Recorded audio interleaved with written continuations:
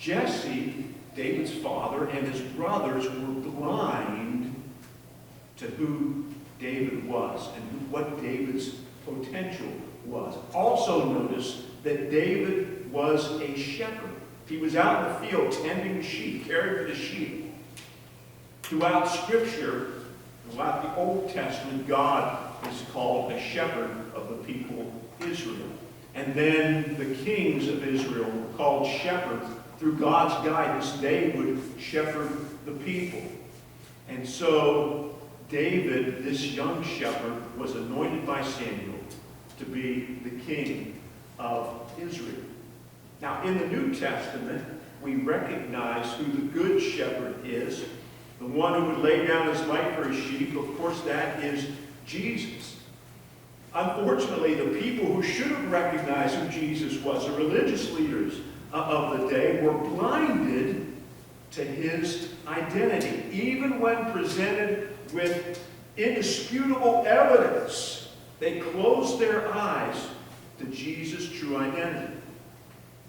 John 9:16 and 17, some of the Pharisees said to this man, and of course there was this blind man who was blind from birth, and Jesus touched his eyes, and put mud on his eyes, and had him wash them off, and he could see again. And they took him to the Pharisees to show him what happened, and the Pharisees had a hard time. They had a struggle believing that this man called Jesus had healed him.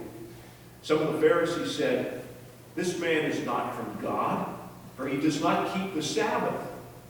But others asked, "How can a sinner perform such signs?" And so they were divided. Then they turned again to the blind man. "What have you to say about it? It was your eyes he opened." And the man replied, "He is a prophet." Now, that's interesting. The people had witnessed this miracle. This blind man was presented to these Pharisees. They could see that he could see again. They even called in his parents and said, "Is this your son?" And his parents said, "Yes." And they said, "Was he blind from birth?" And they said, "Yes, he was." Yet they could not believe. And the question is, why couldn't they see? Why were they blinded? And I think the answer is fairly simple. They were not open to the possibility of change. They were not open to the possibility of transformation. Their lives and the framework of their lives had been set in cement, and that cement had hardened.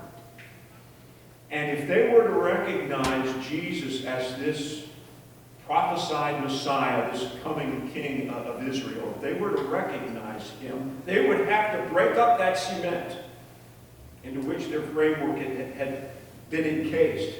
And they would have had to follow Jesus and become his disciple. But they were not willing to do that, even when the proof of transformation was right in front of their eyes. They were not willing to do that. And so they sent the blind man away. But Jesus found him. And Jesus said to him,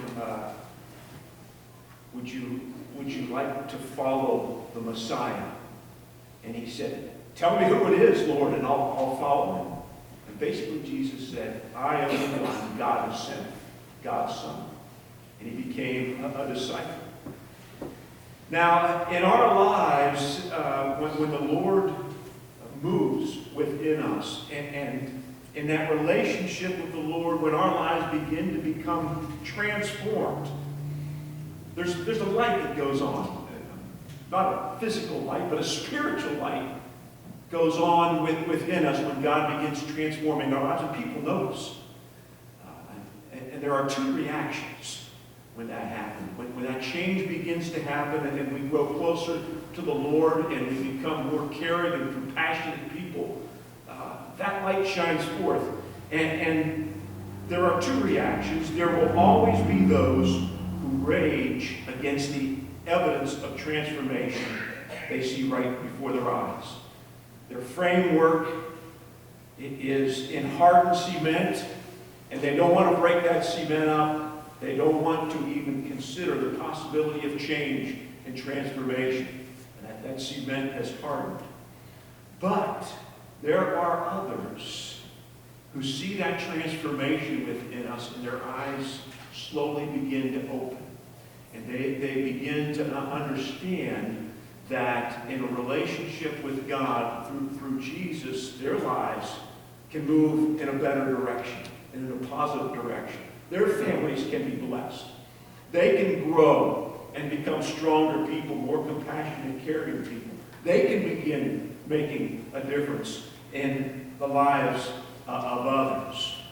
So this morning, I just encourage all of us, you and I can be that unexpected example of God's grace and power to transform a life. And believe me, people notice.